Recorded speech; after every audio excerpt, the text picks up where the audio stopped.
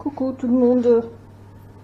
Donc aujourd'hui je vais vous expliquer le modèle numéro 1. C'est celui, donc si je prends le modèle, c'est celui-ci. D'accord. Vous pouvez le faire comme ça avec le dos en jersey. Alors moi je suis en train de le faire dans cette qualité de laine là. C'est de la Tutti Frutti de chez Fildar. Et je fais le dos par contre avec le motif. Voilà. Donc vous pouvez faire plusieurs variantes, hein. Après c'est chacun fait selon son choix. Donc voilà, j'ai fait le dos là, donc je vous expliquerai après, mais c'est très simple. Une fois que vous aurez le point, le dos c'est très facile, c'est une bande droite, hein, que vous arrêtez, voilà, à tendrant, puisque vous aurez fait et votre échantillon pour avoir vos mesures. D'accord. Donc moi j'ai commencé un petit peu plus tôt. J'ai fait un montage donc sur la LK puisque je finirai mes côtes sur la double fonture et je reprendrai mes mailles pour remettre sur la double fonture pour faire les côtes. D'accord. Donc là j'ai fait quelques rangs pour avancer un petit peu et je vais vous montrer au niveau du dessin ce qu'il faut faire. Donc vous avez une grille, voilà, vous avez la grille, je l'ai faite un peu plus gros pour que vous voyez. Donc votre dessin se fait essentiellement sur 11 rangs. Donc ça, l'histoire des V là, c'est assez facile à faire. Il faudra juste faire attention au niveau des torsades. Je vous expliquerai pour les passer plus facilement sur la machine. Ça, c'est un point que vous pouvez faire sur la double fonture. Ça dépend du coton que vous utilisez. Vous voyez, moi, le coton que j'utilise là, je vous le fais sur la LK, mais je peux l'utiliser sur la double fonture. Hein, donc c'est un modèle que vous pouvez faire sur les deux machines. Après tout dépend du coton que vous utilisez. Si le coton est trop gros pour passer sur la double fonture, et ben on est un petit peu obligé de le passer sur la LK puisque c'est plus facile sur la LK. D'accord. Et c'est pour ça qu'après je ferai mes côtes sur la double fonture. Donc le premier rang, vous avez sélectionné votre nombre de mailles, vous avez monté vos mailles. Alors si vous ne savez pas les monter, vous me direz, je vous montrerai. Il y a 4 montages différents qu'on peut faire sur la LK. Moi j'en fais un en priorité parce qu'il est assez facile, surtout quand je retravaille après sur l'autre machine. D'accord. Donc le rang numéro 1, là ici vous avez une jetée ici, et là vous avez un surjet. Donc vous allez le faire une fois dans un sens et une fois dans l'autre. D'accord. C'est un point qui est assez facile. Ce qu'il y a, c'est qu'il ne faut pas vous tromper. Donc je vais vous donner des petites astuces pour bien suivre. Donc je vais vous expliquer comment faire. Je vais vous expliquer jusqu'au rang numéro 11 et ensuite je vous laisserai faire jusqu'à votre hauteur de diminution pour les emmanchures et on se retrouvera à ce moment là. D'accord. Donc le rang numéro 1, vous allez avoir, si vous regardez la fiche, une jetée et un surjet. D'accord. On va partir du milieu pour que votre dessin soit bien réparti de chaque côté de vos mailles. Donc la maille du milieu, c'est celle-ci. Donc vous allez faire un surjet, c'est-à-dire, vu que vous allez travailler par là, vous allez prendre la maille de droite, vous la mettez sur l'aiguille de gauche. Alors vous poussez bien parce que sur la LK, c'est pas comme la double fonture, hein. Faut bien pousser les aiguilles pour récupérer les deux mailles et vous la remettez sur l'aiguille de droite. Votre aiguille à gauche est libérée, d'accord. Donc vous la laissez comme ça pour l'instant. Vous allez compter sans compter la première, puisque là vous avez les deux mailles qui sont sur la première. Vous comptez 8 mailles, donc 2, 4, 6, 8. La 9 et la 10, vous les avancez un petit peu. C'est pour vous aider. Je vous donne une manière de travailler qui va vous faciliter le travail. D'accord. Vous prenez la maille de droite, vous la mettez sur l'aiguille de gauche et vous remettez vos deux mailles sur l'aiguille de droite. D'accord. Votre aiguille ici est en non-travail. On réitère. Ici, vous avez vos deux mailles, vous ne la comptez pas. Vous comptez 2, 4, 6, 8. La 9 et la 10, vous les avancez un petit peu. Vous prenez la maille de droite, vous la mettez sur l'aiguille de gauche et vous remettez vos deux mailles sur l'aiguille de droite. D'accord. Voilà. Et on continue comme ça jusqu'au bout. Donc je continue à compter. La première, je ne compte pas. 2, 4, 6, 8, 9, 10. Je prends la 10e que je mets sur la 9e et je remets mes deux mailles sur l'aiguille de droite, d'accord? Et voyez mon aiguille. Alors je vous fais faire comme ça pour les dames qui sont novices. Ça vous fera un repère pour bien être sûr que vous n'avez pas fait d'erreur sur votre rang et que vous ne serez pas obligé de redémonter. Là il y en a deux, donc 2 4 6 8 9 et 10. Je prends celle de droite, je la mets sur l'aiguille de gauche et je reprends mes deux aiguilles si elles veulent bien et je remets sur l'aiguille de droite. Voilà, et à la fin il vous reste un certain nombre de mailles. Donc si vous avez la possibilité de refaire un dessin, vous le faites, c'est-à-dire qu'il faut que vous ayez une jetée et le surjet. Si vous ne pouvez pas faire votre dessin sur les 3 mailles concernées, vous ne le faites pas, autrement vous aurez soit moins de mailles, soit plus de mailles. Donc vous ne le faites pas, d'accord? Donc moi au bout, vous voyez, il me reste 2, 4, 6, il me reste 8 mailles. Mais c'est pas grave. Je fais de l'autre côté. Donc là, j'ai fait à droite. Vous voyez, j'ai laissé ma maille libérée comme ça pour l'instant. Je fais de l'autre côté. Donc je vais à gauche. À gauche, ma maille ici, ma maille jetée est ici. Donc ici, je vais compter 2, 4, 6, 8. Je prends la 9e. Et là, je fais l'opération inverse. Je prends la 9e que je mets sur la 10e et je ramène sur la 9e. C'est-à-dire que vous faites l'opération inverse de ce que vous avez fait à droite. À droite, vous avez pris votre maille de droite, vous avez mis à gauche et vous avez remis à droite. Là, vous prenez la maille de gauche, vous la mettez à droite et vous la remettez à gauche. D'accord? Alors, je recompte 8 mailles. 2, 4, 6, 8. La 9e, voilà, je prends la maille de droite, vous voyez. On récupère celle de gauche et on les remet à droite toutes les deux. Et on continue jusqu'au bout. 2, 4, 6, 8, sur la 9e. Et je fais ça jusqu'au bout de mon rang.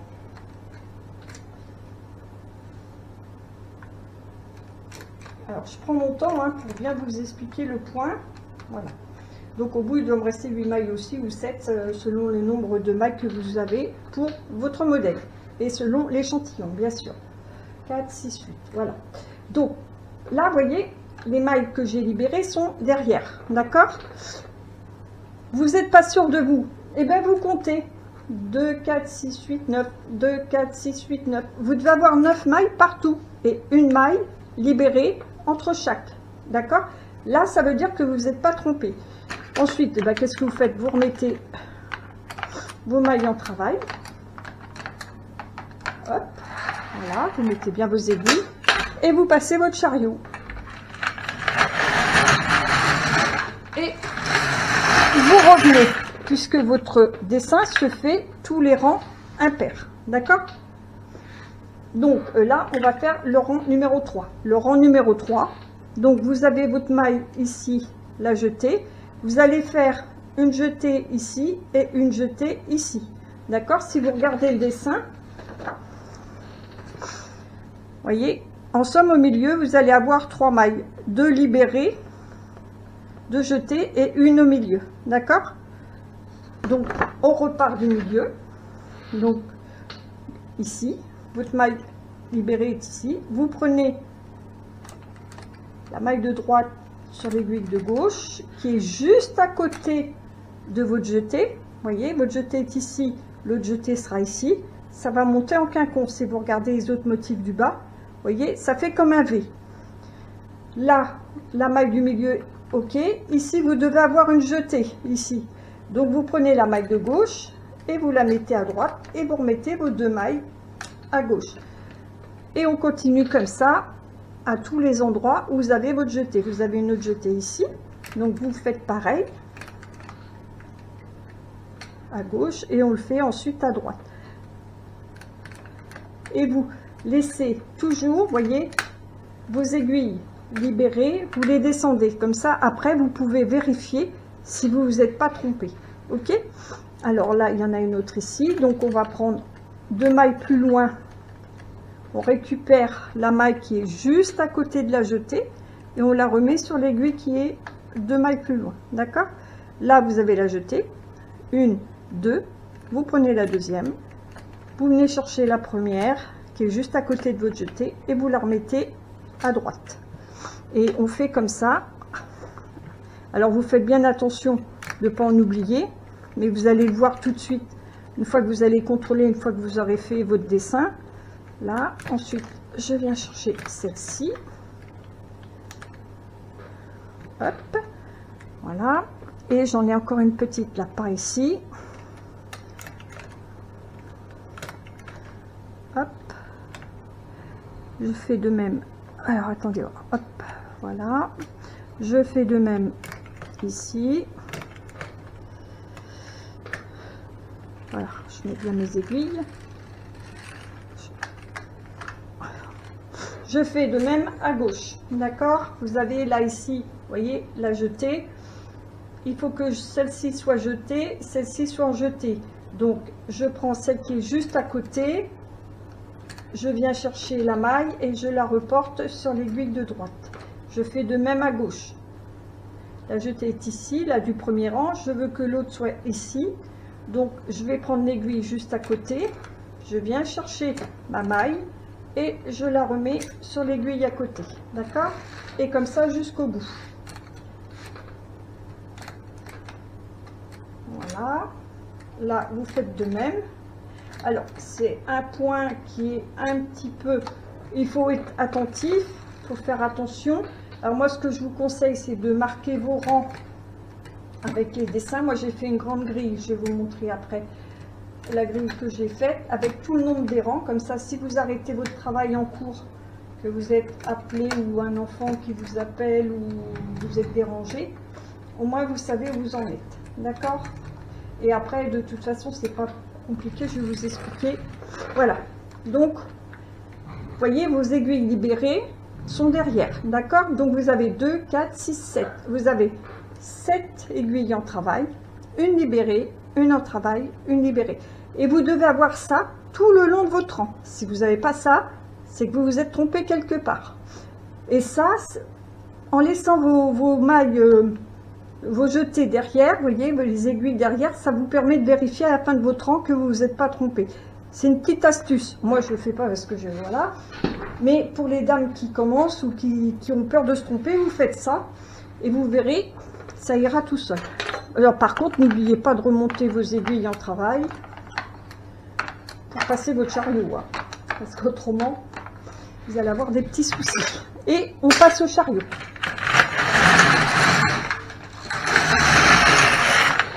Voilà.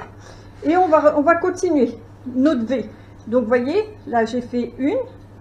Là, j'ai un trou ici. Et maintenant, je veux un trou à côté. Ben, qu'est-ce qu'on va faire? On va se déporter d'une aiguille et on va faire exactement la même chose. Et là, hop, et on fait la même chose de l'autre côté. Alors, vous avez ici. Donc, c'est pas cette maille-là qu'il faut venir chercher, c'est celle-ci. Donc, je prends la maille qui est à côté. Hop, je vais essayer de la récupérer. Voilà. Et je la ramène à l'ordre. Vous voyez, ça doit vous faire un V. Donc, c'est pas très compliqué. Hein. Si vous faites bien attention, normalement, c'est un point qui est assez simple. C'est juste au niveau des torsades que ça sera un petit peu plus compliqué, mais je vais vous expliquer comment faire. Et je vais vous donner une astuce pour passer votre chariot plus facilement. Parce que pour croiser faire une torsade de 6 mailles, c'est un petit peu plus hard. Vous avez des cotons qui s'y prêtent pas forcément très bien. Alors la laine, ça va assez bien. Mais le coton, c'est un peu plus embêtant. Alors, voilà, je fais ma jetée, vous voyez. Donc au milieu, j'ai 3 mailles, une libérée, 5 mailles. 3 mailles, une libérée, 5 mailles. Et comme ça, en vérifiant vos aiguilles, vous êtes sûr. Et puis en plus, vous voyez si vous faites des bêtises ou pas. Alors, je fais la même de l'autre côté. Je pousse bien mon aiguille au bout, celle qui est libérée, vous voyez. Et je continue comme ça tout le long de mon dessin.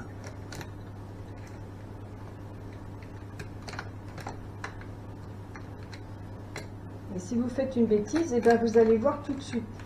Que vous n'aurez pas le même nombre d'aiguilles à la même place. Vous voyez, si on regarde, j'ai bien 5, 3, 5, 3, 5, 3, 5, 3. Et mon dessin est bien correct. Donc, je fais la même chose à droite. Hop.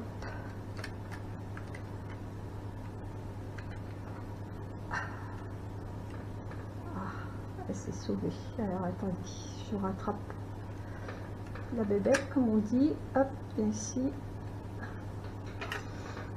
Alors, moi j'ai un petit crochet de la double fonture qui est bien pratique, qu'on n'a pas, qui a pas. Enfin moi je ne l'ai pas sur la LK.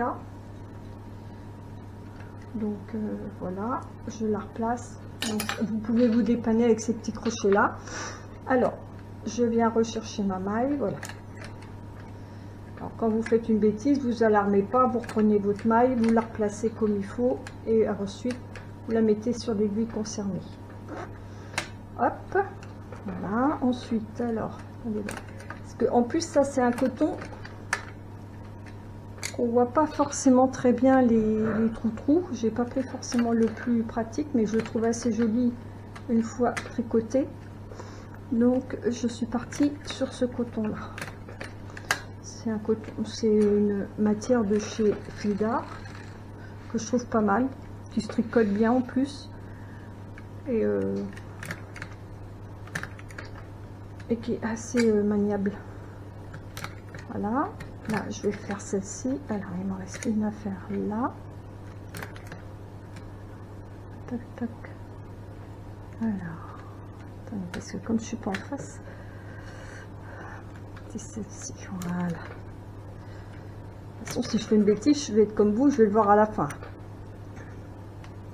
Et je continue de faire ma petite diminution. Voilà, hop. Donc, je place mes aiguilles et si vous regardez, voyez, votre nombre est bien régulier et derrière, vous avez bien votre aiguille libérée. D'accord ?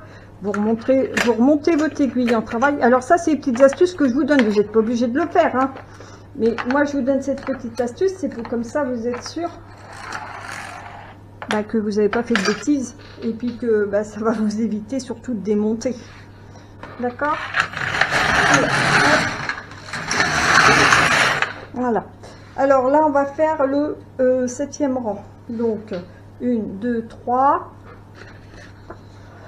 1, 2, 3, voilà, on va faire celui-ci, d'accord? Toujours la même chose, vous voyez, toujours la même chose.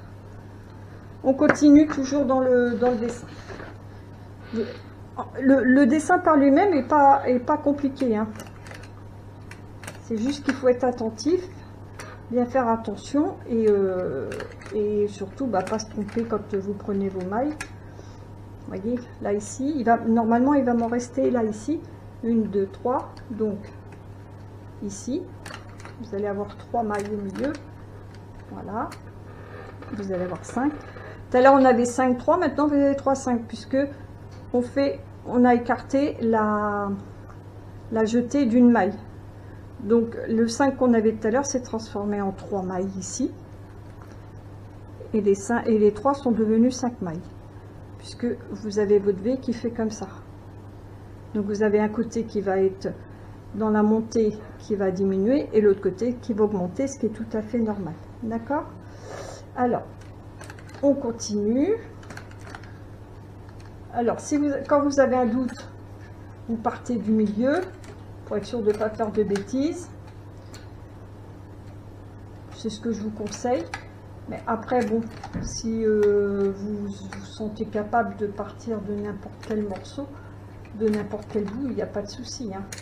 Après c'est juste à vous, vous voyez, de bien faire attention, de ne pas vous tromper dans votre manipulation, d'accord? Alors là je la fais là, ensuite je vais chercher celle-ci pour faire ma jetée,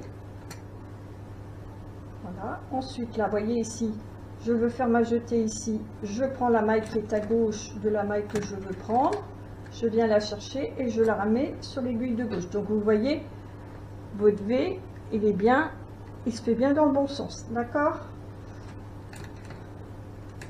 Si vous suivez bien votre grille, vous pouvez, enfin, je dirais, vous ne pouvez pas faire d'erreur, mais ici vous pouvez en faire, mais bon.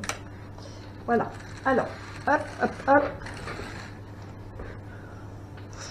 Mes V sont presque faits, hein. J'en ai encore 3 ici à faire, donc je vais continuer. Alors moi je connais le point par cœur parce que ça fait plusieurs modèles que je fais dans celui-ci.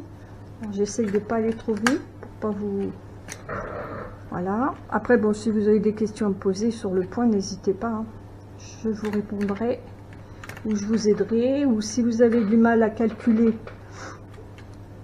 à faire votre échantillon, à calculer votre modèle, c'est pareil, hein. Vous me le dites sur le groupe et puis je vous aiderai en privé, il n'y a pas de souci. Mais après, une fois que vous savez calculer, ça va tout seul. Voilà. Et ensuite, je vais enlever celle-ci. Voilà. Hop, la dernière de droite. Et je la place. Voilà. Donc, vous voyez, si vous placez vos mailles, hop. Alors, au bout, il me reste 5, mais c'est normal, c'est les 5 du bout que je n'utilise, enfin, que je laisse au bout.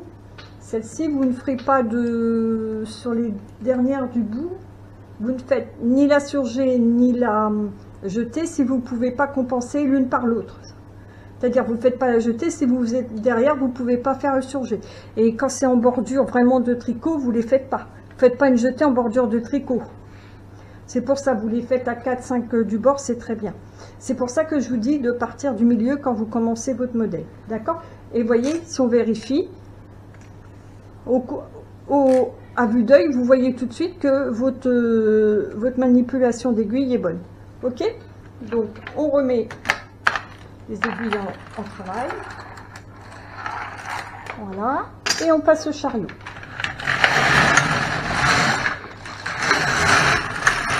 Et là, on va faire le 9e.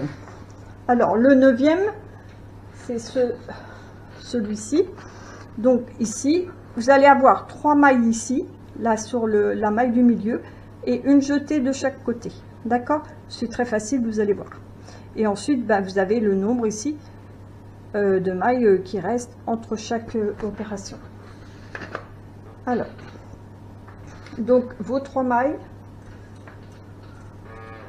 vous voyez, les 3 mailles, c'est les 3, c'est 3, voilà, ici.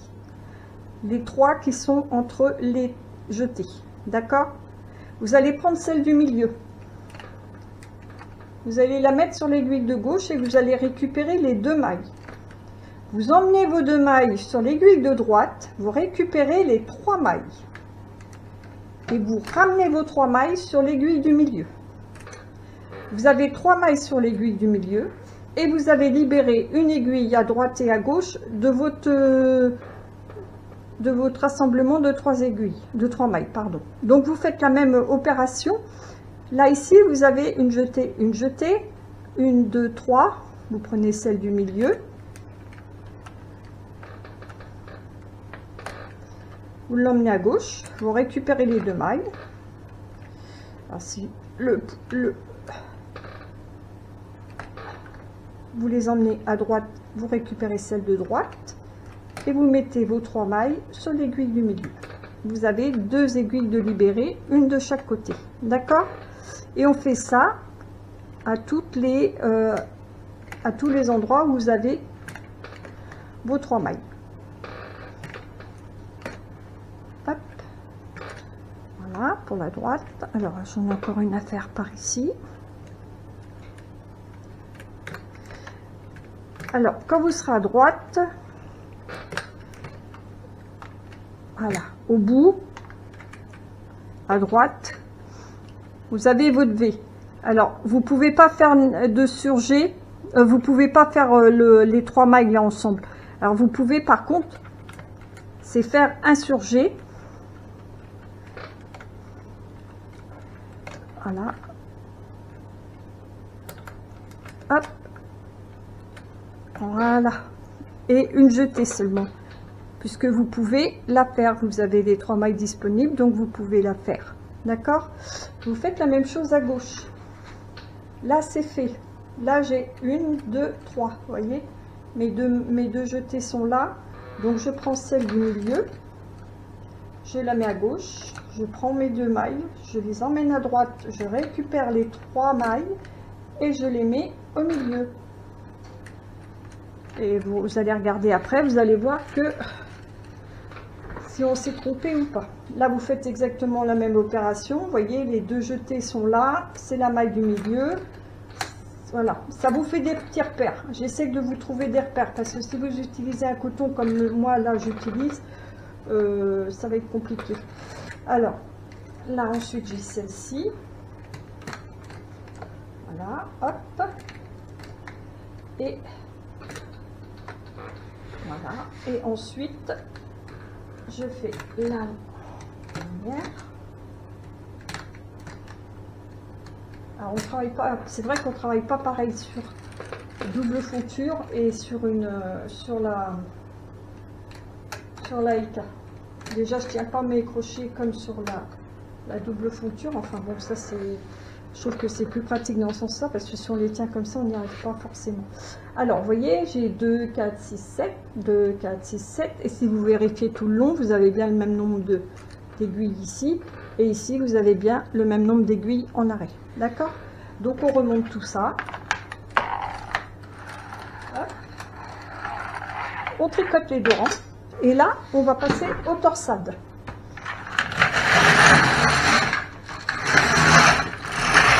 Voilà. Alors, là, maintenant, on va faire, vous voyez, les torsades. Donc, à savoir que les torsades se trouvent ici. C'est-à-dire, vos torsades vont se trouver ici. Vos deux jetés sont ici. Votre torsade se trouve entre la jetée là et la jetée là. D'accord? Mais on les fait sur 6 mailles. Donc, vous allez bien faire attention de prendre la première qui est juste après la jetée. Vous prenez les 3 autres derrière. Et si on regarde, il vous reste une maille ici avant la prochaine jetée. Ce qui est tout à fait normal. D'accord? On les sort. Alors là, c'est... Voilà. Vous faites ça. Vous faites ça. Et ensuite, c'est quand tu veux. Coincer, voilà, hop, et vous allez croiser vos mailles, d'accord, et vous remettez celle-ci ici. Alors c'est un peu sportif, alors prenez votre temps, replacez bien vos mailles, voilà, tranquille, hein, c'est parce que c'est assez contraignant. Voilà, vous prenez les 3 ici, et vous voyez ici il reste une maille avant d'être sur la jetée. D'accord? On sort les mailles, voilà, et alors soit vous croisez à gauche, soit vous croisez à droite, hein. Moi je le fais dans ce sens là, mais vous pouvez très bien croiser dans l'autre sens, hein. Et vous faites bien attention de bien remettre vos aiguilles, vos mailles sur les aiguilles, hein. Voyez, la jetée est ici. La jetée est ici. La jetée est ici. Voilà. Voyez, vous avez une jetée ici. Et vous allez mettre votre crochet juste à côté. D'accord? Donc vous le mettez ici. Vous prenez les 3 côtés. Et si on regarde bien, vous avez une maille ici qui reste normale et l'autre jetée qui est ici, ce qui est tout à fait normal. Donc vous sortez vos mailles. On sort l'autre. Hop. Voilà. Là, vous faites de même à droite. Bien faire attention que vos mailles se reposent bien sur les aiguilles. Ah, ouais, c'est un peu sportif, hein, mais bon. Après, il y a d'autres... alors, sur la double fonture, il y a d'autres façons de faire. Mais sur celle-là, voilà. Hop. Donc, je décale d'une maille.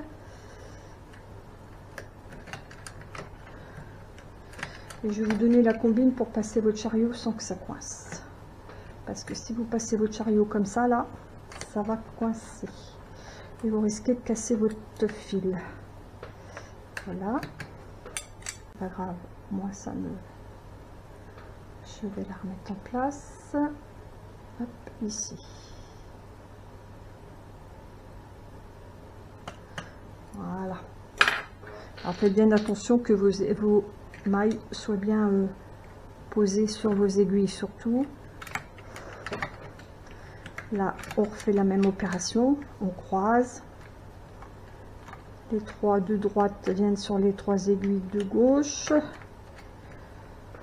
Voilà, et on fait la même chose avec les 3 aiguilles de gauche que l'on pose sur les aiguilles de droite. Alors celle de droite en principe se pose bien, c'est celle de gauche qui coince un petit peu là. Et là vous faites la dernière à droite. Voilà.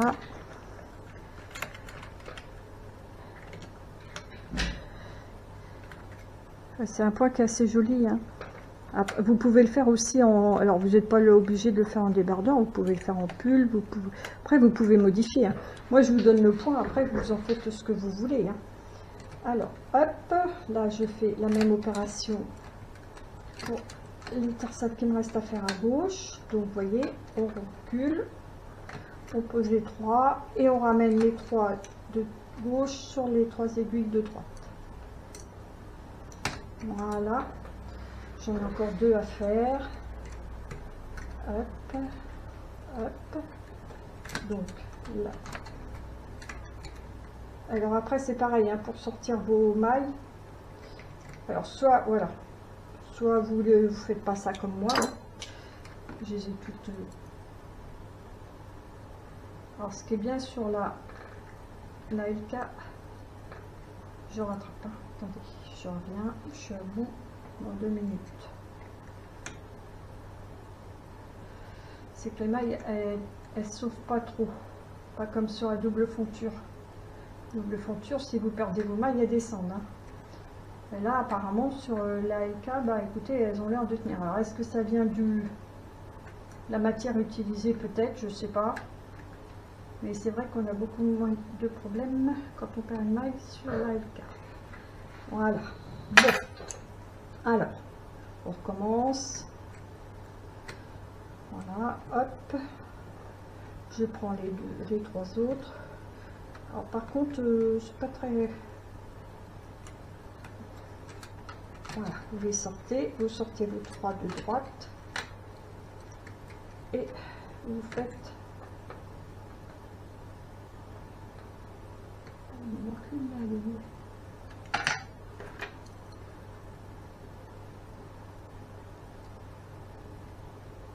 Ah ah.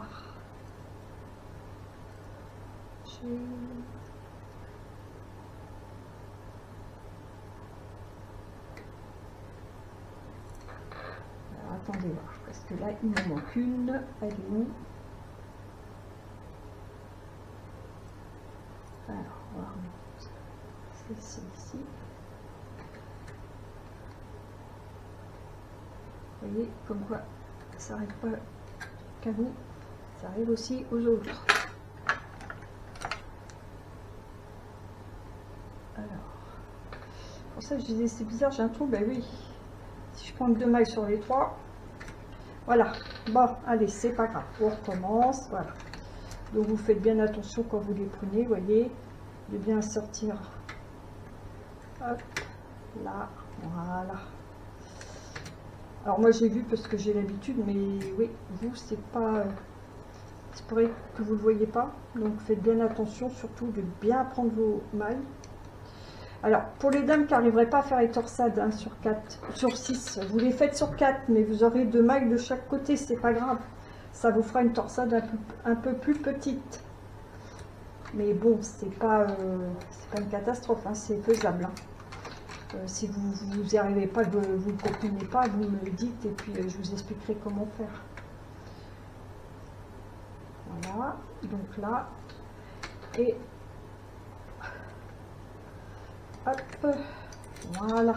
Donc là, j'ai fait mes torsades, d'accord? Toutes mes torsades sont faites. Qu'est-ce que je vais faire maintenant? Je vais remonter toutes mes aiguilles en position tout en haut de ma machine. Voilà, vous les montez toutes. Alors, prenez votre peigne hein, si vous voulez. Voilà. Hop. Vous appuyez un petit peu dessus à des endroits où le croisement se fait de la laine pour que vos aiguilles soient en bonne position. Parce que c'est vrai que ça tire sacrément dessus. Voilà. Hop, hop, et là. Voilà. Alors. Une fois que vous avez fait ça, ben, vous allez passer votre chariot tranquillement. Alors, votre chariot, on est bien d'accord.